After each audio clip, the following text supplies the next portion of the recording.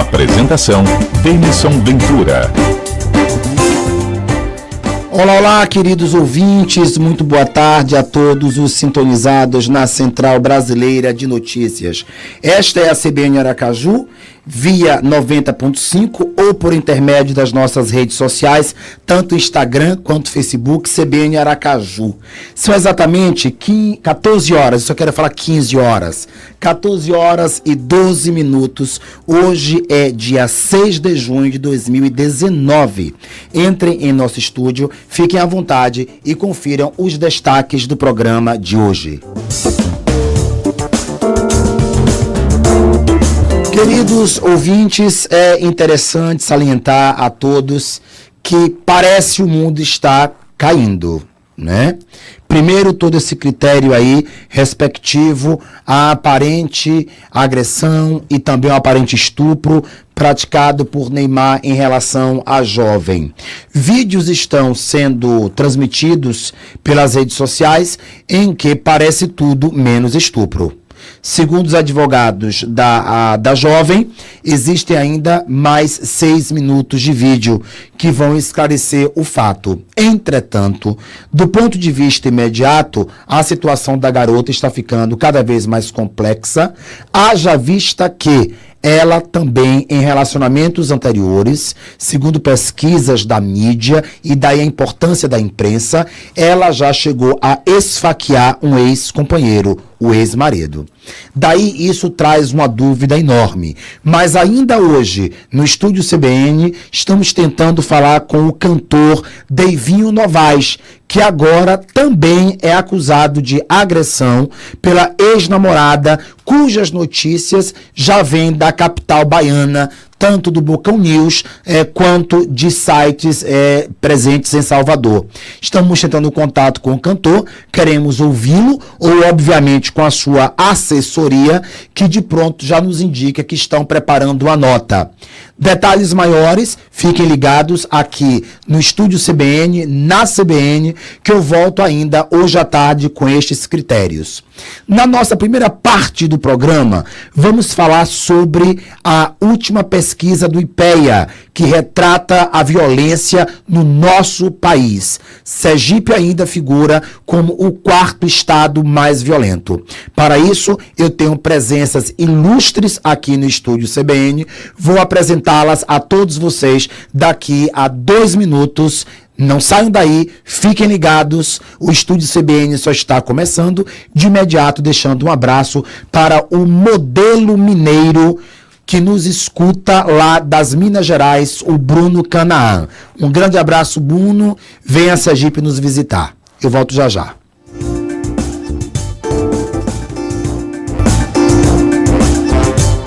Estúdio CBN. Apresentação: Denison Ventura.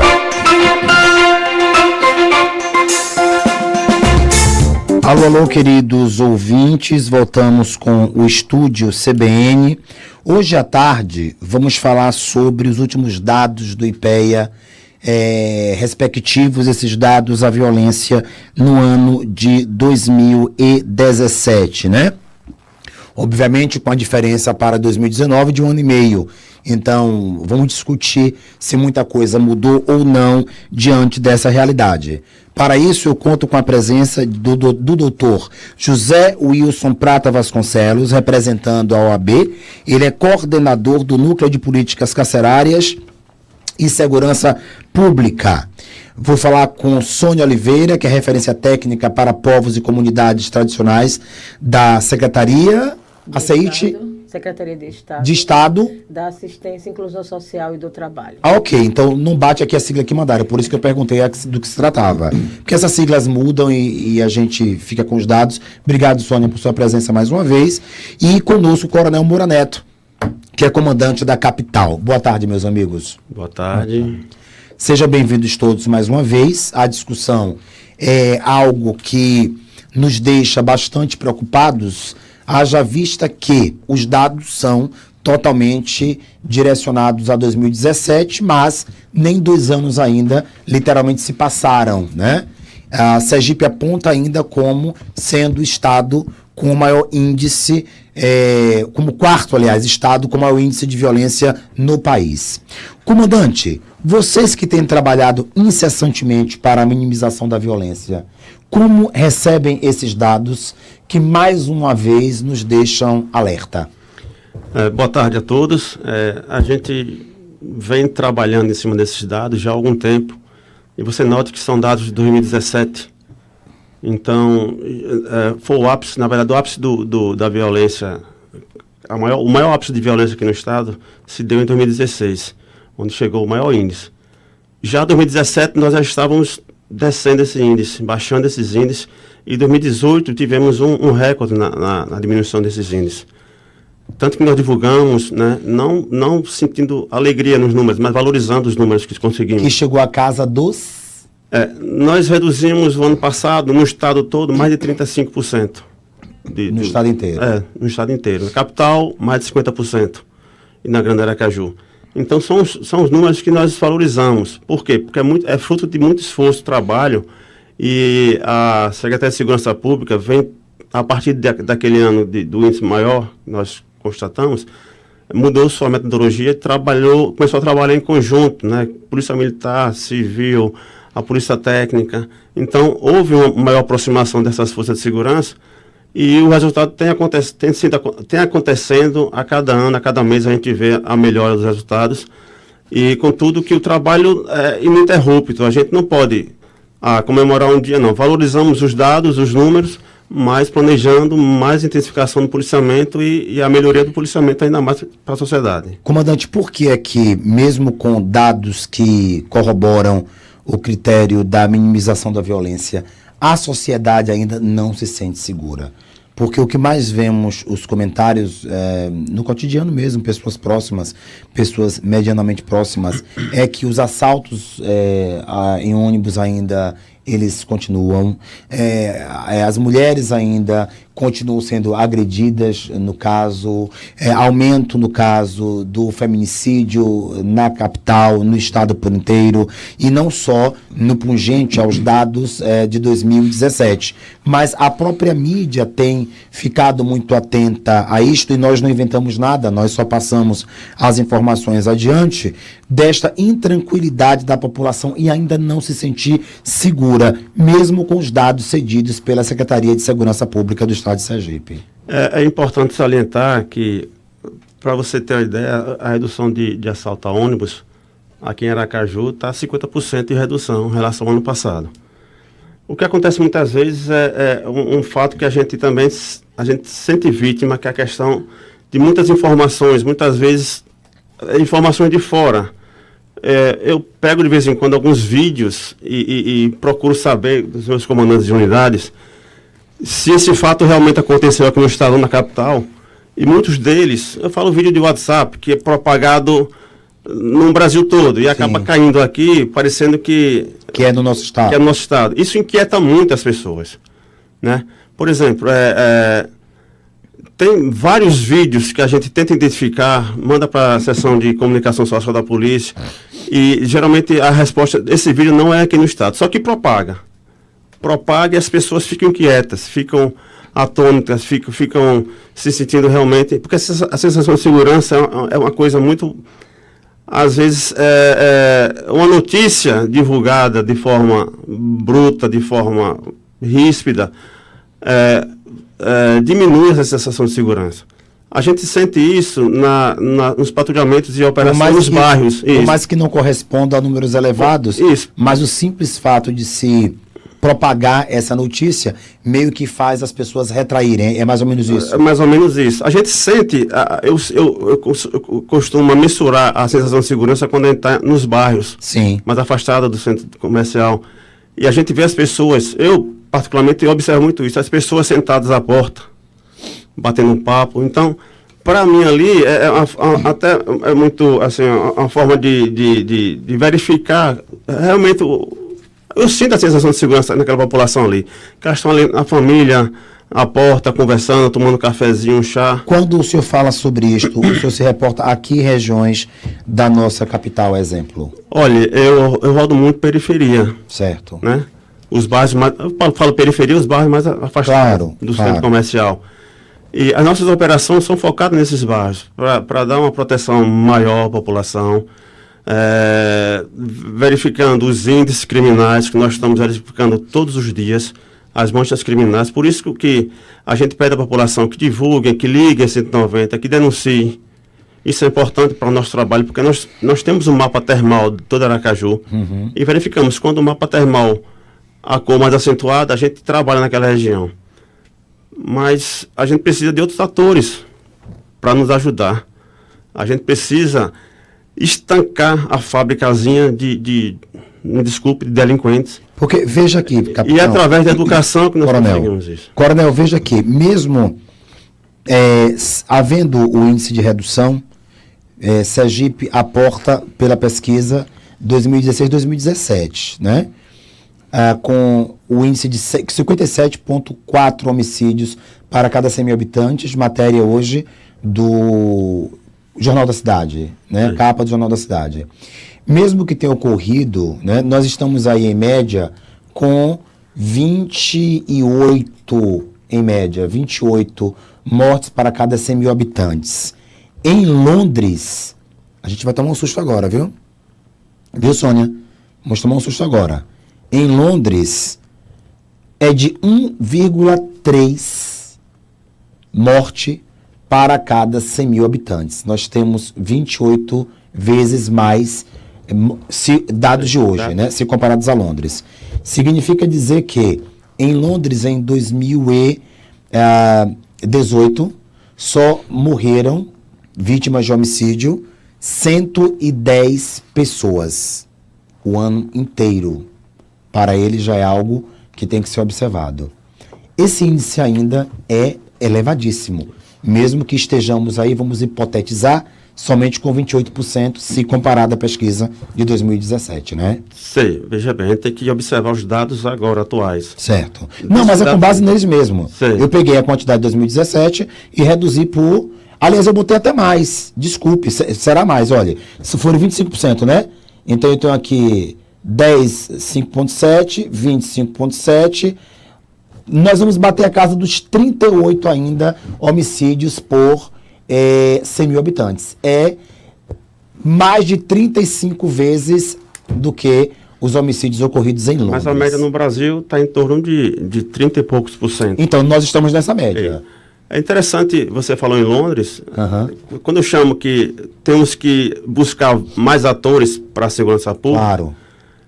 A gente precisa da educação que Londres tem, a gente precisa de uma cultura que Londres teve a sua vida toda, precisamos de instituições que Londres possui e a população com conhecimento que Londres possui. Então, não dá para se comparar Londres com Aracaju, né? Comparamos, Coronel. A gente compara, porque todo mundo é ser humano, Mas não tem como. A comparação... O que a gente tem que fazer é buscar o bojo para que ocorra, concordo, esse melhoramento. O investimento, né? que lá tem em segurança pública, nós temos aqui. A infraestrutura que lá tem, nós tem aqui. A saúde que lá tem, nós tem aqui. A geração de emprego e renda que lá tem é diferente daqui. Então, porque assim, Coronel, eu concordo com o senhor, mas se a gente deixar de comparar, a gente fica achando que está indo no caminho positivo, né?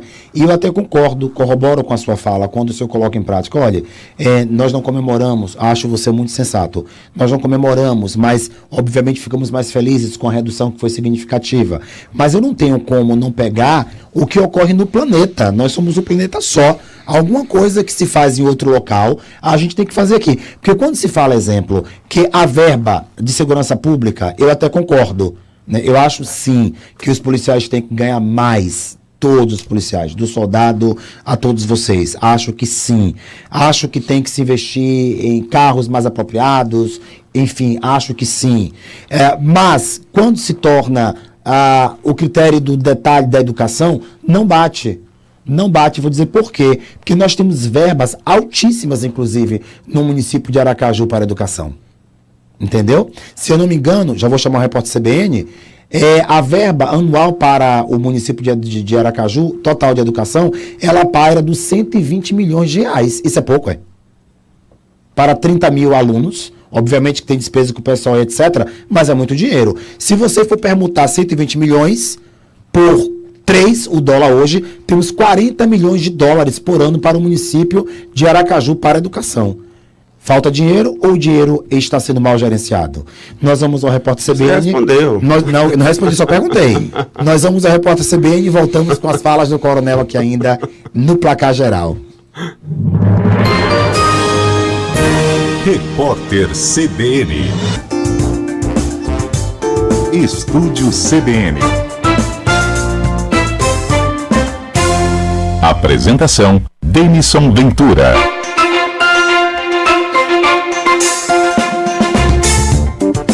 Alô, alô, queridos ouvintes, voltamos ao Estúdio CBN com a presença e a fala do Coronel Moura Neto, que é comandante da capital. Coronel, eu deixei aí, né, uma ressalva, não foi uma resposta, foi uma pergunta. O senhor traz à tona o critério da educação e eu joguei a contrapartida de que são, em média, 120 milhões de reais para somente o município de Aracaju em relação à educação. O município possui em média 30 mil alunos, né? Então isso é muito pouco se comparadas a outras capitais do nosso país, né? E, no entanto, o senhor coloca a educação como sendo um dos elementos que corroboram para o inchaço dessa violência, né? Falta de educação, né? A falta de educação de base, digamos assim. Essa minha pesquisa do IPEA, ela fala que 23, lá, 2017, sim, 23% dos jovens nem trabalham e nem estudam naquela época. Então, isso vai ter... As consequências para o país não vai ser muito boa. 23%, mais os que morrem cedo, jovens, há um impacto na economia também. Uhum. São pessoas jovens que deveriam estar produzindo para manter, inclusive, a máquina previdenciária, porque a sociedade brasileira está envelhecendo. Uhum. E nós precisamos de jovens ativos trabalhando para que essa máquina possa continuar gerando. Mas em 2017 foi quase 66 mil mortes por homicídios no país. Certo. Que em 2017... Isto são números, frise-se, de guerra, né? De países que estão em conflitos, mesmo declarados com bombas e tudo assim, de mais agressivo. E o que me deixa triste, né, nessa pesquisa é não ter um viés assim... O que é que causa tanta violência? Certo. A pesquisa colocou a migração de grupo de facções do Sudeste e Sul para o Norte e Nordeste. Uhum. Mas isso não é... Só essa base não justifica, ao seu ver? Não justifica. Eles não falam na evasão escolar, né? A taxa de evasão escolar, o que é que vai impactar daqui? Impacta diretamente a criminalidade. O jovem que não está na escola, ele vai trabalhar cedo, que é uma pequena parcela, mas ele vai ser optado também pelo crime, pelo tráfico. Então a evasão escolar de hoje vai impactar daqui a 2, 3 anos na violência na rua. No intervalo nós comentávamos acerca de que a polícia prende, né? E obviamente a justiça solta. Essa é a frase, não posso falar outra coisa. Quem solta é a justiça, não sou eu quem solta, né? Então vocês prendem, a polícia militar prende, né? A polícia civil também, ou apreendem, enfim, e essas pessoas voltam para as ruas, né? E tornam-se reincidentes. Como é que você verifica esse trabalho que é análogo a enxugar gelo? Deixa eu fazer uma defesa. O nosso judiciário é um judiciário muito combativo, é um judiciário sério, forte. Não dissemos que não é sério. E assim... Falamos que solta. Ou não solta? Mas a lei é que solta, então, não é o judiciário. É isso que eu estou colocando. O juiz não é o judiciário. O juiz desembargador tem que obedecer a lei. Exato. Mas é nesse processo a fala mesmo, né? Fazendo uma breve intervenção. Por favor. Certo. Boa tarde a todos. Wilson Vasconcelos, representante da Comissão de Direitos Humanos da OAB. Em relação a essa questão do prende e solta, essa sensação que a população, né? Boa tarde, ouvintes da CBN. Em relação a essa sensação que a população cada vez mais tem, de que a polícia faz o trabalho dela, prende e daqui a pouco esse cidadão que é preso, ele volta às ruas e volta a delinquir. Que é preso porque cometeu delinquências. O que é que acontece? Veja, enquanto Comissão de Direitos Humanos da OAB, certo, junto a toda toda a instituição, nós temos encaminhado relatórios, vários relatórios, inclusive para as instituições, Sim. baseados no aumento também da criminalidade, potencial da criminalidade, desde a interdição do presídio do semiaberto aqui no estado. Ou seja, nós estamos desde 2013, agosto de 2013, quando houve a interdição do presídio voltado ao regime semiaberto no estado. Porque, veja, Denis, o preso, ele tem as fases processuais em que ele se encontra preso. Primeiro, ele é preso provisoriamente. Geralmente, ele é preso provisoriamente. Sim. Quando o crime acontece, a polícia vem, certo? Em combate à criminalidade, prende em flagrante aquele cidadão. Aquele cidadão na situação de flagrância, ele no dia seguinte, nos casos aqui da capital e da Grande Aracaju, ele é submetido a uma audiência de custódia, onde é validado a prisão em flagrante e, havendo os requisitos necessários, a manutenção da prisão, o juiz plantonista ele converte em prisão preventiva, certo? Aquele cidadão, que transgrediu a regra naquele momento e que foi submetido àquela audiência, ele é encaminhado automaticamente para a unidade prisional, certo? Ao ingressar na unidade prisional, ele se torna um preso provisório. É o que a gente chama de preso provisório. Perfeito. Ele está provisório porque ele responde a um processo criminal no qual, diante do âmbito da processual penal, ele tem a consequência. Ele lá no final do processo, ele será ou não condenado. Havendo a condenação, aquela prisão pode ser revertida numa prisão definitiva, certo? Ele deixa de ser um preso provisório, um preso preventivo, para virar um preso já do sistema prisional realmente fechado, ou seja, respondendo já condenado através de uma sentença criminal. Perfeito. O que acontece, Denúncio, é que o quê? Nós temos uma população carcerária hoje de aproximadamente 80%. Hoje, 80% da população carcerária no estado de Sergipe, ela é de presos provisórios, presos que estão respondendo a processos. Nós temos também, em contrapartida, uma justiça das mais céleres, com selo diamante, inclusive, no julgamento dos processos. Sim. Isso a gente não pode negar. Só que o que acontece para a população que não tem entendimento em relação à questão do regime da vara de execuções criminais é que o preso ele responde àquele processo, certo? Preso muitas vezes não tem a oportunidade de ganhar liberdade para que responda a liberdade, ainda que tenha os requisitos. Só que na sentença criminal, ao final do processo, se ele pega uma pena e aquela pena é destinada ao cumprimento no regime semiaberto, nós não dispomos hoje no Estado, desde 2013, de uma unidade prisional destinada a recepcioná-lo. Então o senhor aponta, no caso, como representante da OAB, que já, portanto, uma falha do governo do Estado, do Estado, e não na questão da implementação do semiaberto. Uma prisão do semiaberto. De regime semiaberto. Nós temos hoje uma em andamento, a obra está em andamento, nós estivemos lá recentemente também, junto à cadeia de lá de Areia Branca, que hoje funciona do regime fechado, mas que a previsão para entrega é esse ano. A gente não sabe, a gente está vivenciando uma crise que data de aproximadamente 2014, 2015. Verdade. Uma das piores. E o Estado também se avora dessa situação para,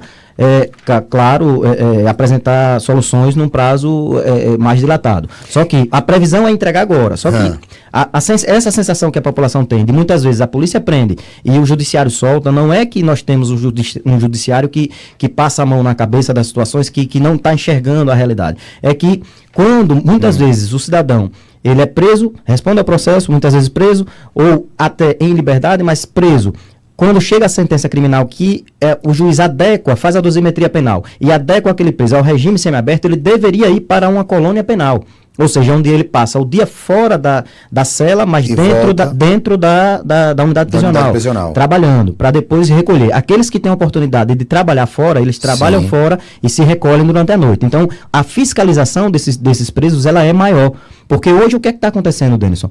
Quando o preso é destinado para o regime semiaberto, muitas vezes nós temos presos aí condenados a mais de 7 anos até de cadeia no regime semiaberto. Então, a polícia fez o trabalho dela, de repressivo, prendeu, a justiça fez o trabalho dela de realmente aplicar a pena, foi condenado, mas ele ganha simplesmente um alvará judicial para cumprir a pena numa prisão domiciliar. E essa prisão domiciliar, diga-se de passagem, não existe um mecanismo fiscalizador. Não existe. Perfeito. Ou seja, o cidadão é destinado para a sua residência e é aplicado em seu desfavor algumas cautelares. Do tipo, recolhimento noturno, 6 horas da noite você está em casa, sai, ou 8 horas da noite você está em casa, 6 horas da noite você sai. Limitações de finais de semana, você não sai. Só que não existe um mecanismo, Denison, fiscalizador.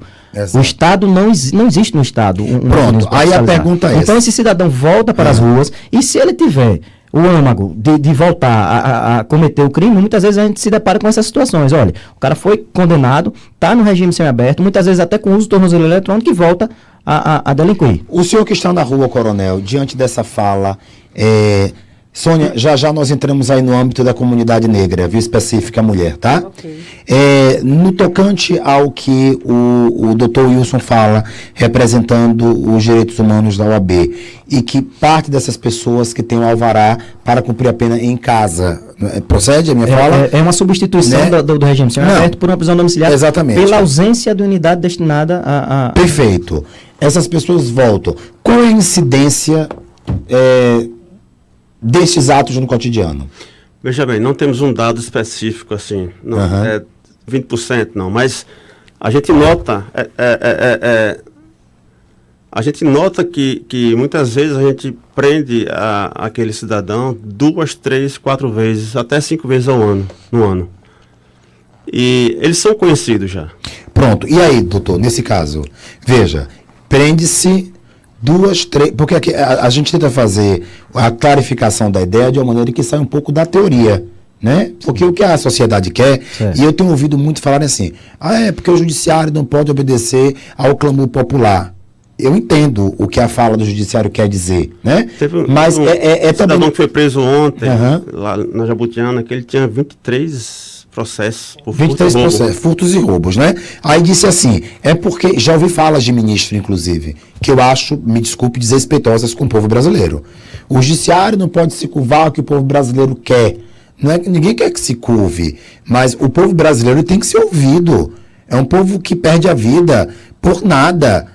A todo momento, né? Não importa se menores infringiram ou se maiores o fizeram por reincidência, mas quem não pode ser vítima disso tudo é a própria sociedade. Então o ministro tem que ouvir sim o clamor das ruas, das pessoas, sim, porque os brasileiros pagam os impostos e os salários dos servidores públicos, inclusive dos ministros, né? Então é bom pontuar dessa maneira, porque parece que o povo não tem voz quando se diz que na democracia a voz não vem de ninguém a não ser do povo. É uma contradição, inclusive o direito fala sobre isso. Sim. Portanto, quando a incidência ocorre, como o coronel diz aí, de a pessoa ter 23 processos, de já ter feito atos transgressivos 4 ou 5 vezes, e isso implica em mão de obra desgastada, dinheiro público, entre aspas, né?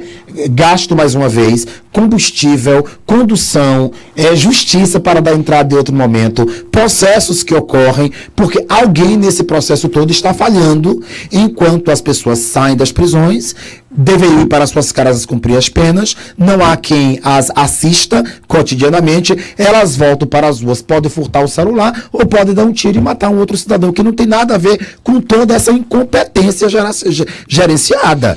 Porque aquilo que não tem solução é incompetência gerenciada. Não é verdade? Qual é o ponto de equilíbrio nesse caso? Só para chamar a atenção, veja, da população também, que às vezes também não tem acesso a essas informações. Desde quando a Comissão de Direitos Humanos se insurgiu, certo? Através de trazer isso, colocar no relatório e levar para as autoridades o aumento nefasto do índice de violência, com base após essa questão da interdição do semiaberto, porque a gente não vai só nesse âmbito. Eu vou chegar na situação do que a gente apoia, que são as políticas preventivas, certo? De segurança pública. Perfeito. Então, assim, essa é a nossa visão, que seria a solução.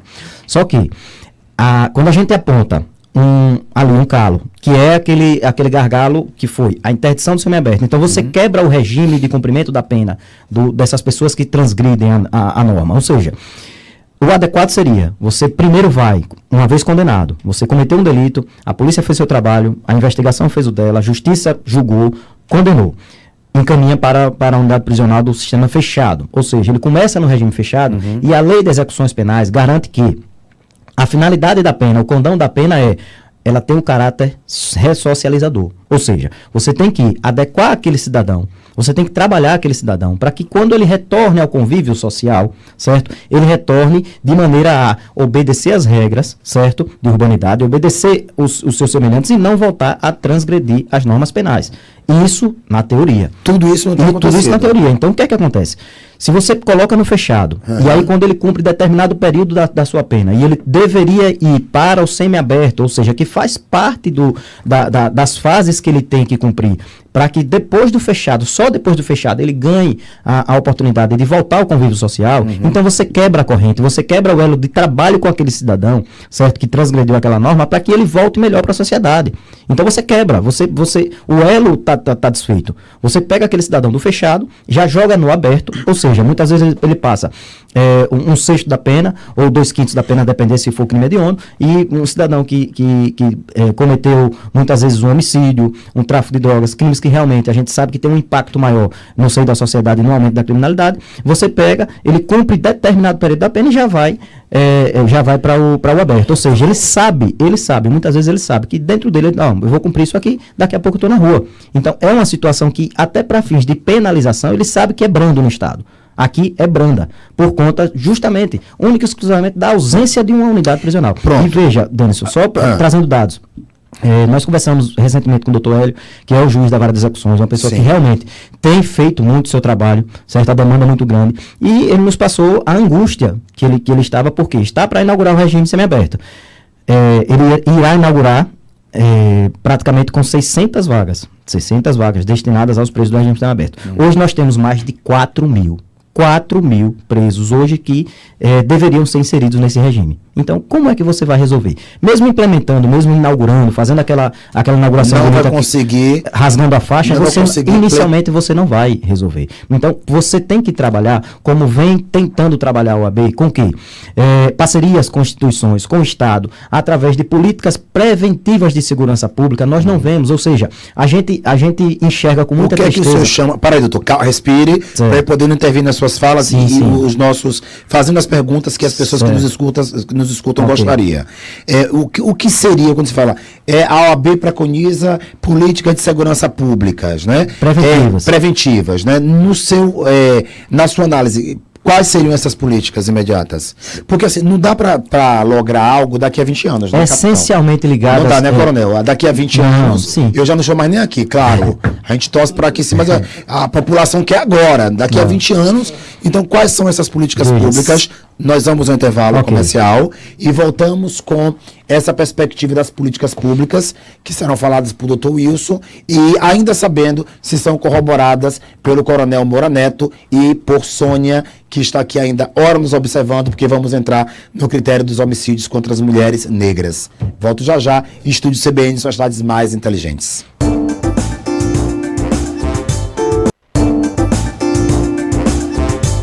Estúdio CBN.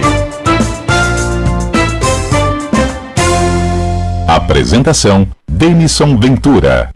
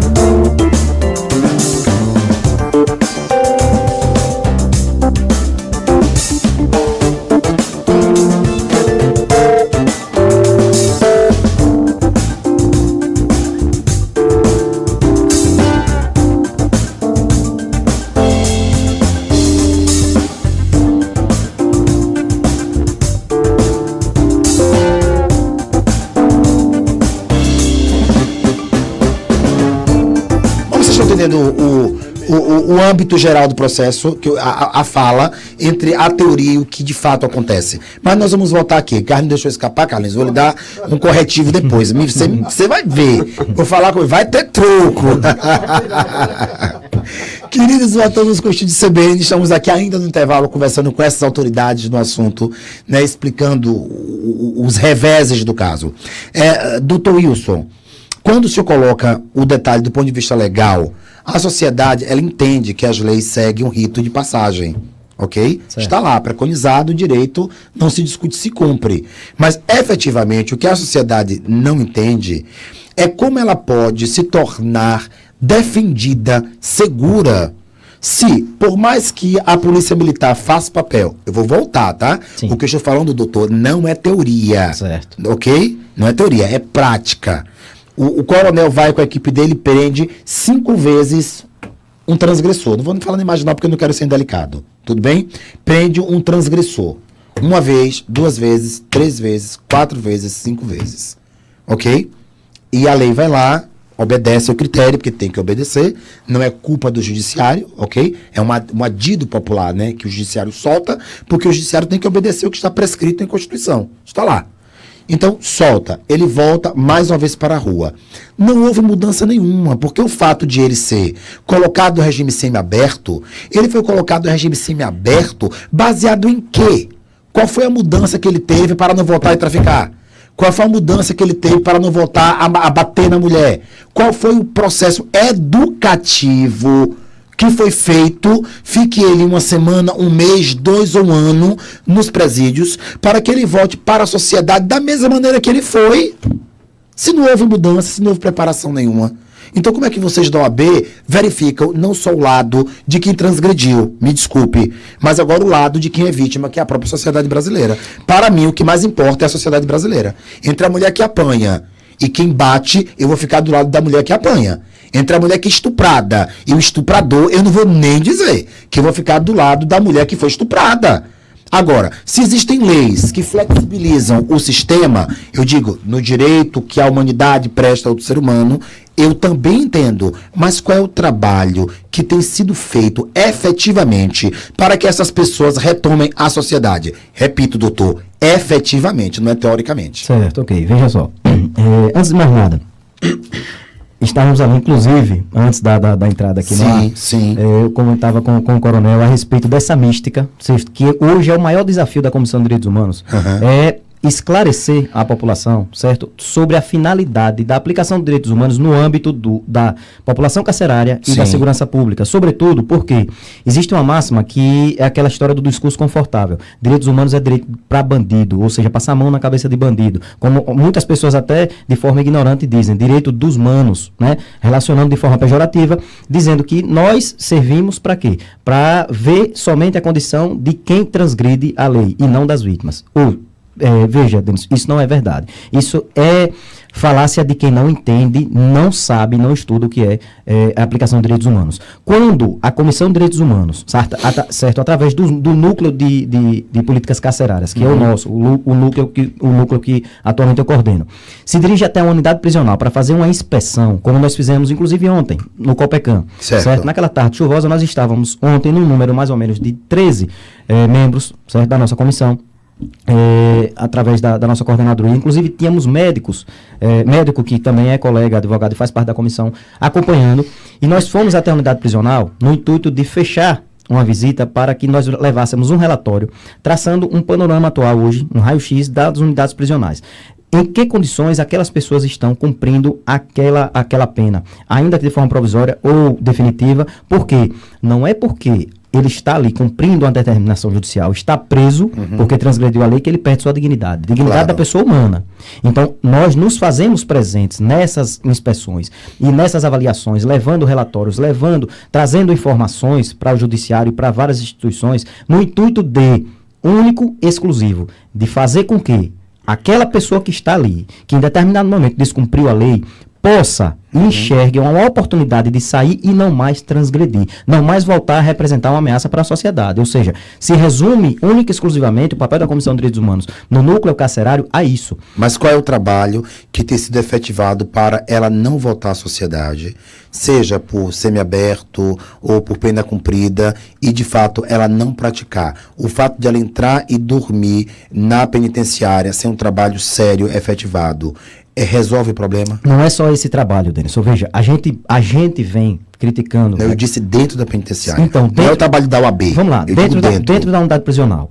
O regime semiaberto, ele consiste em quê? O cidadão que sai do fechado diretamente e vai para o semiaberto, certo? Muitas vezes, lá no semiaberto, consiste em você, de certo modo, preparar aquele cidadão, inclusive de forma profissional e intelectual, para que ele tenha acontecido? Não, porque nós não temos então, o semiaberto. É isso que eu estou perguntando. Certo. Se isso tem acontecido. Não tem acontecido, mas eles têm saído.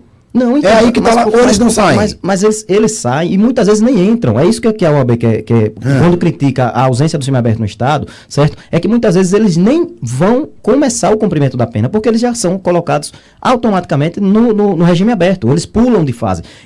Você pega uma condenação do regime semiaberto, Sim. de 7 anos e alguma coisa, o cara cometeu um tráfico, mas é primário, por alguma razão, a dosimetria penal não alcança o patamar de 8 anos, que é o do regime fechado, ou o juiz não entende que ele deva iniciar o cumprimento da pena no regime fechado, e aquele cidadão que transgrediu a norma, muitas vezes, como nós temos aqui uma justiça célere para julgar, então ele, 2, 3 meses depois da prisão, depois que ele comete o delito, ele é julgado e ele ganha liberdade. Ou seja, ele é condenado, certo? Ele é um condenado, ele deveria ser direcionado a esse presídio, que de certa forma o Estado monitoraria muito melhor a vida desse cidadão, já que ele, se ele tiver oportunidade lá fora, ele sai para trabalhar, mas existem os requisitos da lei das execuções penais, ele só sai para trabalhar se ele tiver um emprego realmente fixo, com carteira assinada, com tudo certinho. Então existe uma probabilidade maior de monitoramento. Então aquele cidadão, ele já está lá fora, mas ele já está se preparando para realmente voltar à sociedade com oportunidade de emprego, com oportunidade de estudo, com tudo. Isso na prática, obviamente não tem nenhuma pesquisa asseverada sobre isso, né? Mas a maioria das prisões com que o senhor se depara ao longo da sua carreira inteira, coronel, pessoas que foram presas e depois cumpriram pena, elas geralmente retornam ao crime. Guarda essa informação, nós voltamos já após o repórter CBN, e aí eu quero entrar já na pauta sobre o critério da violência contra a mulher negra, que aqui na pesquisa, referente a 2017, ainda são as mulheres mais agredidas e mais violentadas, ok? Eu vou ao intervalo comercial, eu vou ao repórter CBN e volto em 2 minutos.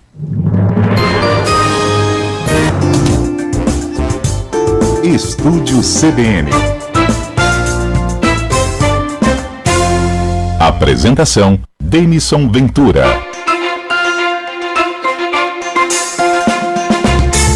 Olá, queridos ouvintes, voltamos com o Estúdio CBN nessa tarde um pouco nublada, né? Mas aqui dentro pegando fogo, né? Sônia disse que hoje a coisa está pegando fogo, mas é porque a gente quer discutir um fato tão importante quanto esse, que é o fato da violência social. Eu vou deixar que você conclua e aí nós voltamos para falar sobre o critério das violências para os homens e mulheres negras, principalmente. Essas mulheres negras que ainda são as mais violentadas, se comparadas, no caso, às mulheres brancas, ok? Por favor. Certo. Então, como eu dizia, Denison, veja, a questão, sobretudo, não é só da ausência do semiaberto. A gente vê um Estado cada vez mais preocupado com a repressão da criminalidade, ou seja, a situação seria a diminuição, a OAB, a Comissão de Direitos Humanos enxerga que a solução estaria na prevenção desses crimes. E aí, quais seriam as prevenções? Ficamos com isso em aberto. Isso, a questão das políticas públicas voltadas à educação, ou seja, a oportunizar jovens cada vez mais a ingressarem no estudo, né, no cursos profissionalizantes, oportunizar esses jovens realmente uma possibilidade de inserção no mercado de trabalho, para que realmente enxerguem na legalidade, certo? Numa vida correta, digna, realmente, uma oportunidade de ascensão, de você ter um meio de vida adequado. Ou seja, quando você pega esses jovens e você não se preocupa, certo? Em dar-lhes uma educação de qualidade, a oportunizá-los um curso profissionalizante, uma coisa, muitas vezes o que é que acontece?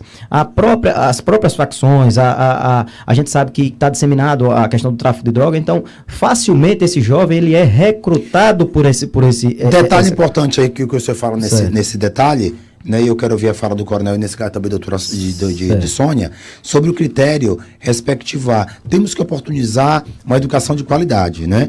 Quando a gente fala sobre isso, tem que ter muito cuidado também, porque não quer dizer que ela não preste, né? Nós temos professores na sala de aula. Jamais. Vamos, né? A crítica não é nesse sentido. Não, mas é preciso pontuar, entenda. Sim. Né? Porque temos que fazer políticas públicas para a educação. Os professores estão em sala de aula, inclusive os professores são vítimas dessa violência social, mesmo querendo fazer o seu trabalho com coerência em sala de aula. Certo. Então, dizer também que nas escolas públicas não há trabalhos preventivos e de recepção às comunidades não é verdade. Sim. Né? As escolas públicas, tanto do município quanto do estado, têm vários projetos, inclusive aliados à Polícia Militar, né? Projetos aliados, no caso, ao Ministério Público, vários projetos aliados também do município, à Guarda Municipal, vários projetos, contra palestras contra drogas, de higiene. O próprio ProERD, né? Vários projetos. Então a gente tem que ter cuidado, porque de fato abre-se uma brecha aí quando o senhor fala, doutor.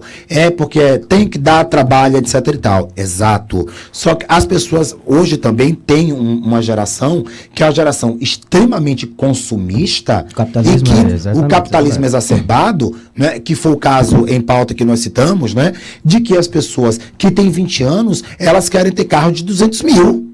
Isso. Né? Em que o jovem não quer ganhar um salário mínimo porque ele acha que o salário mínimo não presta.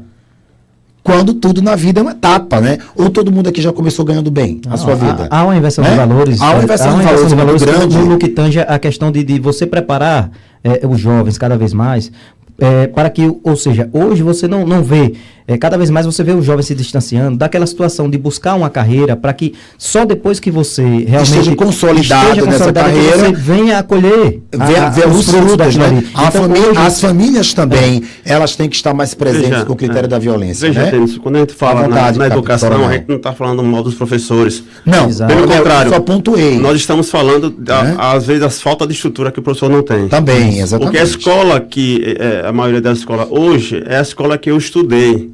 Quer dizer, não teve aumento de tecnologia, não teve uma mudança tecnológica. Perfeito. Como é que vai segurar? Estrutura, né? Como é que você vai segurar um aluno na era digital hoje com um quadro de giz, sem computação, sem informatização da escola? É difícil para o professor. E eu acredito que o maior projeto de segurança e prevenção, segurança pública do Brasil, do mundo, tem que vir da educação, não da parte da segurança pública. Eu acho que tem que vir primeiro da família também. Né? A educação, porque, tanto assim, familiar como educacional. Exato, porque assim, é preciso pontuar o papel do professor, gente. Isso. O papel do professor é ensinar. É ensinar. E aí a gente se sobrepõe e acaba contribuindo com outros elementos. Mas quem educa, quem dá valores é pai e mãe. Até porque quando o aluno chega à escola, ele não passa a maioria do tempo dele na escola, ele passa a maioria do tempo dele com a família, ainda no Brasil. E a gente tem que debater esse assunto. São coisas muito amplas, né? A gente tem que levar esse assunto para o debate, porque a gente fica massificando violência, não quero aqui falar mal de nenhum setor claro, da óbvio. sociedade, mas 90% sabe qual o nome do secretário de Segurança Pública e não sabe o nome do secretário da Educação. Exato.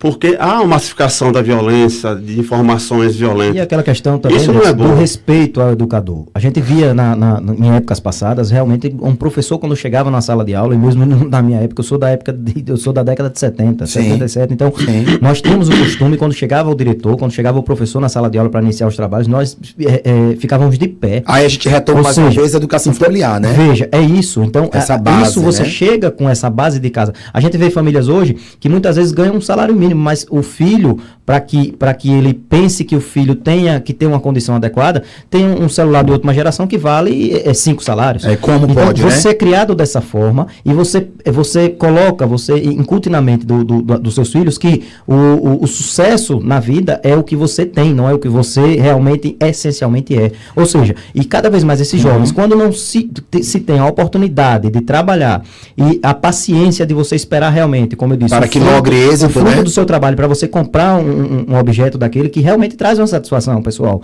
Só que você prefere ir pelo caminho mais curto, que talvez seja o da criminalidade, né, que você vê uma oportunidade, você enxerga uma oportunidade, ainda que ilícita, de você chegar naquilo ali, e você vai e se rende àquela situação. Ok, as facilidades, né? À vontade, coronel. Eu fiquei triste há 2 semanas atrás, que nós formamos quase 800 crianças no ProERD. Certo. É um programa de resistência às drogas nas escolas. E você vê que essa cultura da divulgação da violência é tão grande que nenhuma emissora de TV ou rádio foi fazer presente essa unidade. Mas aí a sua assessoria se fez valer? Divulgou completamente. Eu não sobre recebi divulgação. nada. Eu não recebi então, nada. Eu fiquei muito triste ali, porque são quase 800 famílias, crianças ali, que foram preparadas para... Importantíssimo isso. Inclusive, explanar, divulgar esse trabalho contra as drogas. Então, dificilmente aquela criança vai se envolver com droga. Eu acho importante que haja, como nós tínhamos falado, dessas parcerias das escolas com instituições que são sérias, como a Polícia Militar, e eu acredito no trabalho, por isso nós estamos aqui, mas os números ainda continuam altos. Então, eu vou voltar para o assunto central. Na pesquisa Perspectiva 2017, Sônia, agora vamos para você, tá? Mulheres negras ainda fazem parte das mais agredidas e mais violentadas. Nós só perdemos, diante da pesquisa, para Sergipe, perdemos para o Rio Grande do Norte, seguidamente do Ceará, Rio Grande do Norte e depois Ceará e depois, um momento só, tá, gente? Rio Grande do Norte, depois veio a variação para Ceará e Sergipe, em tocante à mulher negra. Portanto, nesse aspecto, estamos em terceiro lugar. Como é que vocês acompanham este tipo ainda de homicídio em direção à cor da pele? Boa tarde a todos os ouvintes. Eu estou representando a Diretoria de Inclusão e Promoção de Direitos da Secretaria de Estado, da Inclusão, Assistência Social e do Trabalho, e dizer que nós temos uma referência técnica que se chama Linei Pereira, que por conta de agendas previamente marcadas, ela não está aqui, né? E eu tentarei colaborar com o debate. Primeiro que nós sabemos, desde 2010, né, segundo dados do IBGE, que a população negra é numericamente maior. Esse censo também nos informou que entre homens e mulheres, o número de mulheres é maior que o número de homens. Também, esses dados nos mostram que a população de mulheres negras é maior que a população entre as mulheres brancas, né? Então, consequentemente, essas mulheres, elas estão à margem da sociedade, né, do que a gente chama de vulnerabilidade social. Então, são as que mais, né, sofrem vários tipos de crime, dentre eles o feminicídio, né, a falta de acesso à educação, ao mercado de trabalho, são as parturientes mais novas, enfim, né, tudo isso que acarreta a questão das desigualdades sociais, a mulher negra está inserida nisso. Os dados em Sergipe não são nada animadores, né? Sim. De 2007 a 2017, o índice de homicídios / feminicídio, que eles colocam no cômputo geral, né? Sim. Em Sergipe, teve um acréscimo de 107%. O que é que a Secretaria, frise-se Governo do Estado de Sergipe, tem feito para que esses dados diminuam? Não é? Que não é um trabalho combativo, como faz diretamente o coronel. Não é? Então, o que é que a Secretaria específica tem feito para que esses números passem por redução? Bom, primeiro, nós precisamos tirar do pensamento da sociedade, né, que o feminicídio ele não pode ser visto como uma questão cultural. Né? O machismo que leva ao feminicídio não é uma questão natural. Então, com isso, dentro dos nossos aparelhos, dentro dos nossos equipamentos, nós trabalhamos sempre, né, com palestras informativas para que as mulheres não se apropriem desse discurso naturalizado do machismo. Então, isso é uma ação que nós fazemos preventivamente, cotidianamente. Né? Com relação a isso, nós temos no estado de Sergipe 75 municípios. Nesses 75 municípios, nós temos os CREAS, que são os Centros de Referência Especializados em Assistência Social. Perfeito. Nesses instrumentos públicos, nesses aparelhos públicos, essas mulheres elas podem estar sempre pegando as orientações, o processo de acolhimento, compreendendo, né? Porque nós temos tantas são as formas de violência que as pessoas só compreendem que a violência à mulher está ligada apenas ao feminicídio, né? É o caso extremo, é quando nós não temos mais o que fazer com relação a essa violência.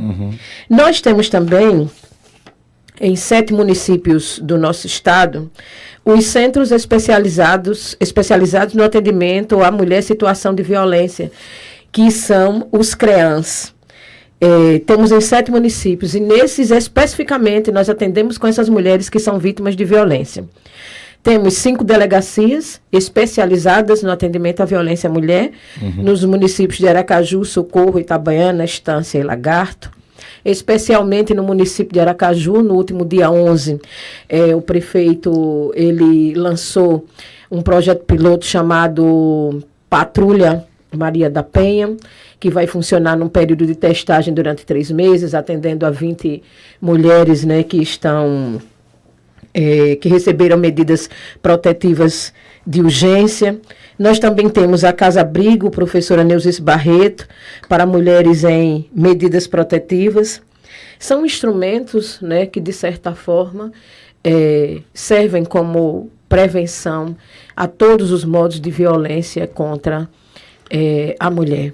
E a mulher negra, né, a sociedade, ela trabalha com alguns parâmetros também de desigualdade no sentido de gênero. Então, nós temos dentro dessa pirâmide o homem branco, a mulher branca, o homem negro, e depois vem a mulher negra, né, acarretando todo esse processo de desigualdade social e acompanhando, né, o debate aqui muito de perto, falando sobre a violência. Eu preciso compreender que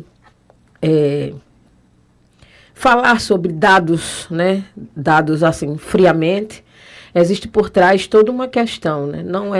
Não é necessariamente a gente classificar os estados com maior ou menor índice de violência, mas que a gente possa fazer um estudo quantitativo sobre o que gera esse processo de violência. E isso a gente precisa estudar com mais, né, propriedade, né, sobre aspectos, né, sociais, econômicos e culturais, né, que estão postos aqui nessa sociedade, e tentarmos encontrar alternativas para que a gente possa minimizar esse processo, né, de violência. Sônia, quando nós falamos sobre os processos de minimização da violência, eu gostaria até de ouvir o Dr. Wilson e o Coronel. Eu acredito até que eles têm acontecido. Nós não podemos mais falar que somos parte de uma sociedade desinformada, né? Nesse momento aqui, com os microfones abertos, milhares de pessoas de várias classes sociais, elas nos escutam. Foi-se o tempo em que nós não tínhamos informação. Hoje mais do que nunca, porque você tem o celular na palma da mão, você querendo ou não, campanhas aparecem na sua tela para que você veja sem que haja sua escolha. Então eu considero que a sociedade, ela é sim hoje muito mais informada, mas falta a prática nesse processo de execução da informação. Se eu estiver equivocado, nós vamos ao intervalo comercial e voltamos. Parece-me que nós estamos dando voltas, não nós aqui progredimos sempre, mas nós estamos dando volta na sociedade porque a gente fala tanto da violência contra a mulher, a gente fala tanto sobre preconceito, né? Mas esses dois vieses parecem que não passam por diminuição. Eu afirmei, mas é na verdade uma pergunta, tá? Se vocês percebem uma diminuição desses tipos de agressividades e de preconceitos, ou o que é que se pode fazer para além do que é feito no tocante de que isso passe por mudanças, tá? Não saiam daí, eu estou aqui com o Estúdio CBN, suas tardes mais inteligentes, e vou ler a mensagem do advogado Itamar Sandes, que diz: boa tarde, muito boa a discussão de hoje, perfeito, está de parabéns pelo programa. Todos nós, e ainda mais de parabéns aos ouvintes que querem, na verdade, acompanhar a CBN com informação de qualidade, e aos nossos entrevistados que são deste quilate aqui. Então isso aqui é que aquece as nossas tardes, inclusive nas chuvosas. Tá bom? Eu vou intervalo começar e volto já com Sônia, o Coronel Moura Neto e Dr. Wilson aqui representando a OAB. Estúdio CBN. Apresentação: Denison Ventura.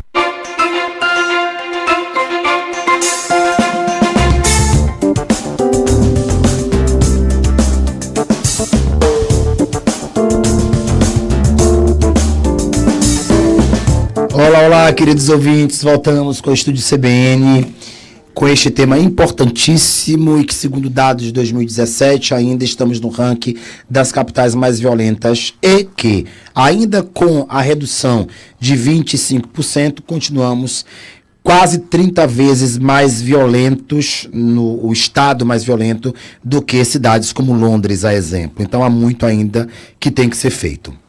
Amigos, eu vou fazer uma pergunta agora para irmos fechando as nossas ideias, né? Vocês pontuaram os critérios respectivos a reincidências, Dr. Wilson, a questão da legalidade, que tem que ser de fato cumprida, ao mesmo tempo a ausência do governo do estado no cumprimento das prisões específicas, né? Enfim, a Sônia vem e fala sobre ter-se que ampliar o campo de visão no que concerne a violência da mulher negra, né, no nosso estado ainda, que vem na escala o homem branco, a mulher branca, o homem negro, e só depois é que vem a mulher negra. E aí eu pergunto a todos vocês, estamos em pleno século XXI, né? O tempo é efusivamente passando, informações na palma da mão, literalmente na palma da mão.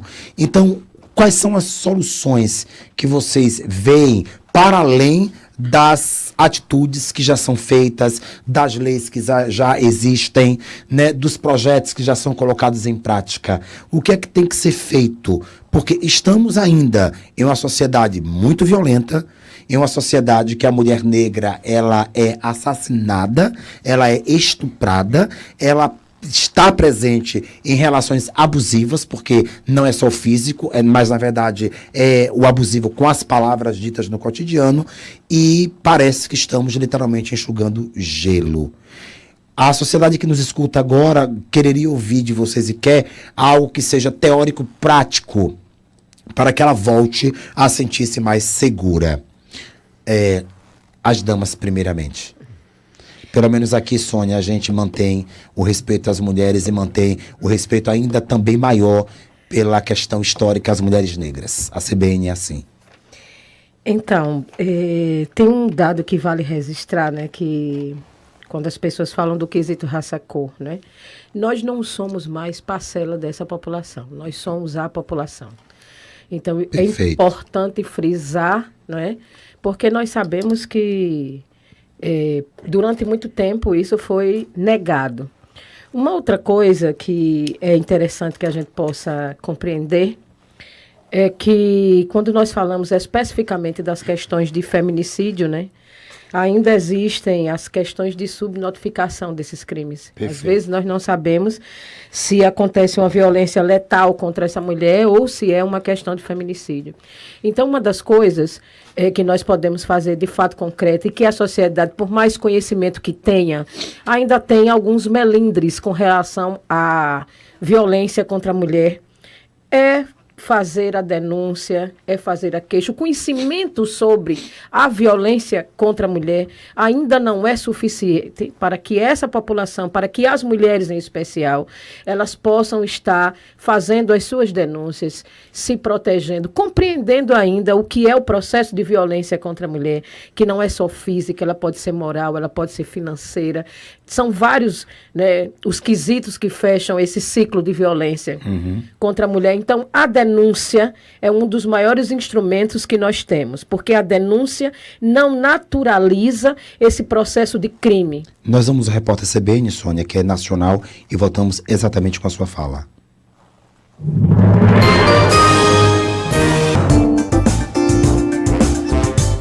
Estúdio CBN. Apresentação: Denison Ventura.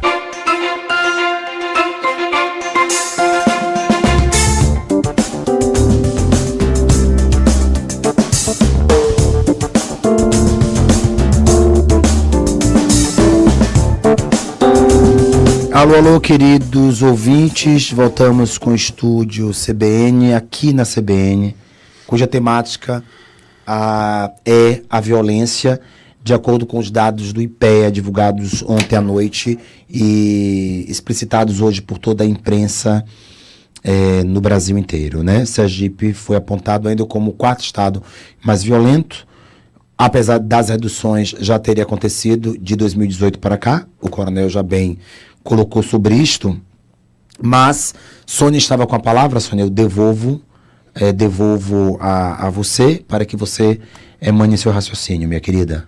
Falando sobre os instrumentos de denúncia, né? Eles é que não vão dar naturalidade ao tipo de crime, até que esse crime chegue ao feminicídio, essa violência chegue ao fator extremo que é ao feminicídio, né? A naturalização sobre isso. E isso nós precisamos também compreender que existem aspectos aí sim, né, culturais, né, que fazem com que essas mulheres se distanciem dos centros de informação, né, dessa informação, e que tomem essa coragem para que seja feita a denúncia. Um outro fator é que nós também precisamos compreender que os profissionais, né, precisam também compreender e receber essa denúncia, né, o processo de acolhimento de quem trabalha nos órgãos, nas delegacias, no processo de acolhimento a essa mulher vítima de violência. Então, é um outro fator que faz com que essas mulheres não procurem esse tipo de atendimento, né? E precisamos analisar que a violência, ela não é um fator isolado, para que a gente, de fato, pense em perspectivas e possibilidades de minimizar o fator violência. Ela não pode ser isolada, analisada isoladamente. A gente precisa compreender a violência e aquilo que está em seu entorno, né? E a gente começar a fazer um estudo que esteja nele imbricado, né, todas as questões, porque esses atos, né, de violência são cometidos pela sociedade, compreender o que é que está estruturando essa sociedade hoje, quais são os males da sociedade, e ver se nós temos políticas públicas, e tenho certeza que temos, políticas públicas que possam minimizar, né, esse fator, né, e a questão da educação, com certeza, é uma delas, né, e que precisamos aprofundar ainda mais essa discussão, porque não é só simplesmente a educação por si só. Existem outros fatores, que nós temos uma escola pública e de qualidade, uma escola que está funcionando, e ainda assim, dentro dessa escola formal que está aí para receber os nossos alunos, nós ainda temos processo de evasão escolar, uma série de fatores que fazem com que esses alunos eles saiam da escola, né? E que o próprio fator dele não estar na escola já é uma própria violência. Exato. A esse sujeito, a esse Exato. Indivíduo que não está recebendo educação formal na idade que deveria. Exato. Então, as coisas não são tão simples assim. Não é analisar os dados tão friamente e dizer, não, nós somos proporcionalmente a quarta capital, o que é que está faltando, né? E no quesito violência contra as mulheres, nós estamos em terceiro proporcionalmente. Então, nós temos o que é imediato, né? Mas nós precisamos muito ainda, não só dialogar, mas estudar possibilidades e que elas não levem em consideração apenas o fator violência, mas tudo aquilo que circunda a violência, né? As pessoas estão ou são violentas, ou essa violência acontece, por quê? Né, e quais são os mecanismos que nós temos para minimizá-la. Obrigado, viu, Sônia, por suas contribuições, e nós torcemos para que isto venha a ser minimizado em todos os aspectos, né? Coronel Moura Neto, competente comandante da capital. Suas considerações. Inicialmente, quero aqui divulgar uma pesquisa até do próprio IPEA, 2008, no caso da reincidência, você perguntou? Sim. Ela fala que 70% dos presos reincidem, né? Já naquela data. 70%, né? 2008, isso. Eu acredito que essa média vem se perdurando até esse dia de hoje. Eu queria agradecer, na verdade, o espaço e parabenizar a tropa a qual eu comando. Sim. Né? Capital e Grande Aracaju, que é uma tropa, e de todo o estado, que são abnegados. A gente sente o sangue ferver dessa tropa em busca da paz social, da tranquilidade das pessoas. Do equilíbrio, né? Do equilíbrio. Nós estamos aqui, só um adendo da professora aqui, nós temos a Ronda Maria da Penha, que inicialmente foi criada lá em Estância, devido às condições estatísticas no momento, junto com o judiciário local. E eu só queria deixar uma frase aqui, para reflexão, mostrando que a gente tem que combater as causas, não as consequências. E a frase é a seguinte: um médico não é cobrado pelo aumento das epidemias, um professor não é cobrado pelo aumento do analfabetismo, mas o policial é cobrado pelo aumento da criminalidade. Essa cobrança não é justa, pois não somos a causa, apenas lidamos com a consequência. Eu acredito que a busca das causas da violência é o grande marco, é o grande segredo para que nós possamos ter uma sociedade melhor. A professora está muito bem fundamentada nos pensamentos. Muito. Temos que buscar as causas o tempo todo. A família está desestruturada, vamos melhorar a família. Educação de qualidade nós temos. Precisa de investimento em infraestrutura, às vezes, e no próprio professor também. Né? Para que as coisas Para que a gente possa mudar esse cenário, que não é bom para ninguém. Não é bom para mim, para você, para ninguém. Não é bom para ninguém. Isso. E a gente precisa de um projeto de educação, de segurança pública, ligado um no outro, que possa realmente tratar o cidadão, que ele possa pagar a pena dele e voltar melhor para a sociedade, que é o que nós queremos. Não queremos prendê-lo novamente, queremos que ele produza para o país, para o Estado. E é importante isso. Muito obrigado, querido, viu? Sempre que eu chamar, por favor, venha contribuir conosco, viu? Se for de chuva, não vem mais não. Tempo fecha, né? Ótimo. Esse tempo fica mais complexo, né? Doutor Wilson, satisfação tê-lo aqui. Suas considerações, meu querido. Nós que agradecemos. Abre cá, tá? Veja, em relação, só aproveitando o gancho do coronel, quando ele fala também do trabalho da polícia, que, né, infelizmente, na verdade, quando eles chegam, realmente a coisa praticamente já aconteceu, então eles chegam já para solucionar solucionar o caso depois que o fato acontece. E, na verdade, a Comissão de Direitos Humanos da OAB realmente se dirige a ele, né, para parabenizar também as iniciativas da Polícia Militar do Estado de Sergipe em relação à questão da prevenção.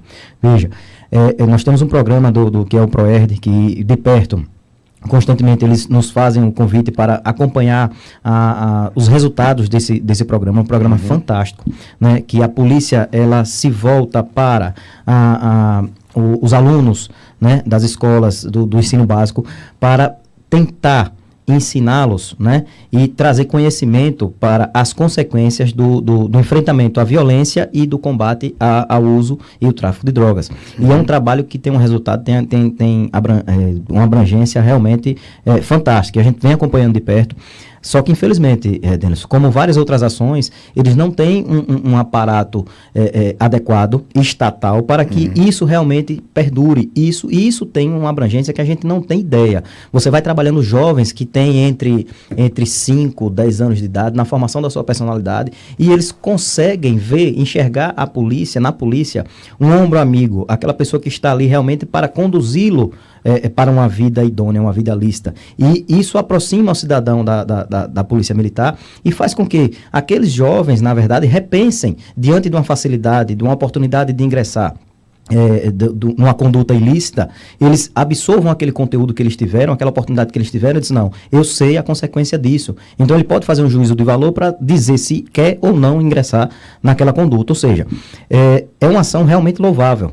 Não só essa, mas é por isso que também a OAB, nesse trabalho também preventivo, a gente vem brigando para a implementação e a volta da polícia comunitária, né? Que é uma polícia que tem realmente uma aproximação direta com a comunidade. Ou seja, a implementação de um PAC, que é o posto de atendimento da polícia comunitária num determinado conjunto, num determinado bairro, faz com que aqueles policiais, eles identifiquem onde estão as situações de potencial efeito da criminalidade, aonde a criminalidade, aonde ela está, de onde sai, o que é que eles fazem. Então, eles têm como fazer um mapeamento mais detalhado das situações. E isso, inclusive, interagindo com os familiares. Ou seja, a gente sabe que esses jovens saem de casa, muitas vezes hoje, eles saem para estudar e aí ficam geralmente com uma tarde ociosa, um turno ocioso, e é onde eles vão ingressar na questão do seio das amizades ruins, e aí a família não tem sequer conhecimento do que eles estão fazendo fora de casa. Muitas vezes a família não tem o entendimento, mas o policial militar, naquela atividade ali do policiamento comunitário, ele sabe onde é que aquele jovem está, com quem aquele jovem está se envolvendo. Então, esse trabalho de interação é fantástico, é um trabalho que surtiu muito efeito no passado. E por que não voltar a implementar esse tipo de política da polícia comunitária, né? Então, a OAB, ela vem, através da Comissão de Direitos Humanos, muito preocupada com os índices, com o aumento do índice de criminalidade, claro, mas preocupada muito mais com a questão do enfrentamento à questão da prevenção. Nós temos, sim, uma polícia que funciona, o crime acontece, o caso é solucionado, o cidadão é preso, existem os meandros da questão da vara das execuções penais, dessa questão da condução do preso, da aplicação da pena e do cumprimento da pena, só que não é só isso, a gente se preocupa com a base, com o que está acontecendo embaixo. O senhor pontuou uma situação muito importante, que é a participação da família nesse processo, ou seja, você tem que acompanhar de perto. A família tem que monitorar. Não é você achar bonito, porque meu filho, não, bateu, você apanha, aquela cultura, não, se eu apanhou, bata. Então, aquela coisa vira natural, aquilo ali, se você for enraizando aquela situação daquela forma, então você deixa a cargo da escola a educação. E não é. Ela pode cooperar. A escola é o conhecimento, isso, mas ela sozinha ela não consegue. Então, a família tem esse papel realmente muito importante. E a OAB se preocupa em, juntamente com as instituições, realmente fazer relatórios, trazer os números, mostrar de que forma a coisa pode ser trabalhada para cada vez mais diminuir essa situação da criminalidade do nosso estado. Obrigado, viu? Ok. Tá bom. E a toda a OAB, que também sempre coopera conosco demais com esses temas que precisam de embasamento teórico e competente. Só para finalizar, nós temos também um programa agora que foi lançado recentemente pela Comissão de Direitos Humanos no Núcleo da Educação, já foi até pauta aqui também do seu programa, que é a questão do pacto da divulgação dos direitos humanos na educação básica. Nós já falamos aqui anteriormente. Nós temos tido assim, uma adesão fantástica pelas escolas. No ensino básico, você divulgar o direito humano nessas escolas. Então, assim, o aluno ele tem aquela perspectiva do respeito ao seu semelhante, certo? Do que em que consiste a questão dos direitos humanos. Você respeitar o outro, você conduzir a sua vida de forma a respeitar as normas e respeitar a liberdade dos cidadãos. Denis, deixa Obrigado. eu falar um pouco o protocolo. Um minuto. Claro, abre cá, Carlinhos. Agora eu vou já que ele falou em polícia comunitária, nós estamos reestruturando a polícia comunitária, que foi uma filosofia que deu muito certo. Inclusive, éramos referência no Brasil. Sim. E em um dado momento a polícia comunitária foi colocada de lado em detrimento de outro tipo de operações policiais. Mas nós estamos retomando com o tenente-coronel Hilário e o major Giovânio. E o coronel Hilário ele trabalha em Santa Maria e a população abraça, ele gosta muito daquela região e tem uma integração muito boa, muito importante. E a gente vem, junto com a Confederação dos Conselhos de Segurança, tentando reativar essa filosofia que é muito importante. Interessantíssimo. O policial lá no local, o posto, referência da população, daí vai crescer a sensação de segurança quando você tem aqui no seu bairro um posto policial, onde você pode socorrer e recorrer a qualquer momento. E só a presença inibe, isso gera uma sensação de segurança muito boa para a população. Verdade. E a gente vai tentar reativar, lógico, com mais lastro agora, com mais consistência, para que essa filosofia possa ser uma política de Estado, né? Excelente. Para que dificulte a mudança ou a extinção lá na frente. Excelente. Muito obrigado, viu? Você sabe que é uma discussão que não tem fim até que os problemas sejam realmente minimizados, e nós torcemos para que os dados da violência, eles vão caindo, e peça à secretaria que vá nos comunicando, e em atividades como estas que vocês fizeram, com formação de 800 adolescentes, que insistam na informação, porque a princípio eu não recebi nada, ok? Então dá uma puxada de orelha positiva, óbvio, lá na parte da assessoria de imprensa, porque é um assunto também que a gente gostaria de falar para além da problemática somente da violência social, mas também falar com a mesma intensidade sobre aquilo que tem sido feito para minimizá-la. Muito obrigado, viu? Vamos ao intervalo comercial rapidinho e eu volto na linha com o advogado Deivio Novaes, que diz que vai emitir uma nota, mas eu quero falar com ele sobre a acusação do cantor de agressão à ex-namorada, fato que tem sido muito constante hoje na capital baiana. Inclusive estava o cantor com a arma na mão, então é bom ouvirmos esse critério. Já eu volto com essas informações. Estúdio CBN. Apresentação: Denison Ventura. Olá, queridos ouvintes, voltamos com o Estúdio CBN nessa tarde de quinta-feira. Estamos tentando contato com o advogado de Devinho Novaes, mas nós não temos conseguido. Ele já declarou que não vai falar no ar, o que é uma pena, porque a imprensa merece saber dos fatos. Segundo a assessoria do cantor, será enviada uma nota, né, pública, mas o fato está sendo comentado em sites da Bahia inteira, inclusive em redes sociais também, e diz que, em meio à polêmica de Neymar, o cantor Devinho Novaes também está sendo acusado de agressão. As acusações partem da ex-namorada do artista, a modelo Aíli Santiago. Os dois se relacionaram por meses. Segundo a jovem, que utilizou seu perfil oficial do Instagram, através do Stories, para compartilhar prints que mostram conversas entre os dois, e chegou a postar uma foto em que aparece machucada. Ela diz: eu estava operada e ele rasgou a minha roupa e chutou meus seios, que ainda estavam com pontos, escreveu a ex-namorada do cantor. Em outro trecho da conversa, aí ele chegou a mostrar uma foto em que um homem, supostamente o cantor, aparece armado. Em seu perfil, Devinho apenas debochou das acusações. Nós estamos aqui à disposição para ouvir o cantor Devinho Novaes. Estamos nesse momento com nossa produção, como nossas redes sociais podem mostrar, tentando aqui com a nossa produtora, e o advogado não nos atende mais, após ter falado conosco que mandaria uma nota oficial, né? De pronto, nós estamos à disposição, já que nós falamos de um lado da situação, queremos ouvir também, se possível, o cantor, que eu acho que tem que deixar claro essa situação, cuja nota somente não é suficiente.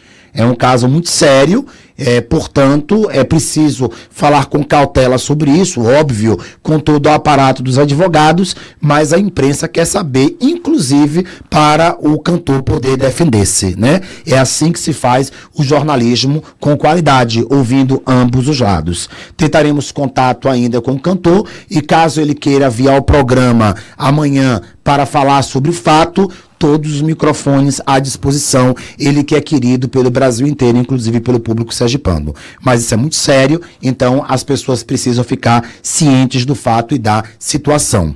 Devinho Novaes, os microfones estão à sua disposição para elucidarmos este fato que deixa a toda a imprensa sobressaltada e em observação.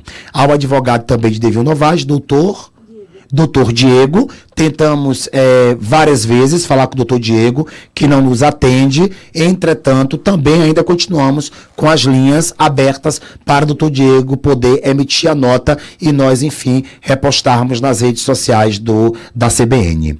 Queridos, ficamos aí atentos ao fato e voltamos amanhã com o Estúdio CBN, na sexta-feira, com a parte cultural e com os entrevistados e os empresários que fazem a economia acontecer. O nosso muito obrigado e até amanhã. Continue conosco na programação. O Estúdio CBN o CBN segunda edição, isso eu queria falar estúdio, o CBN segunda edição, com os competentes André e Cris Silva. Beijo enorme, até amanhã.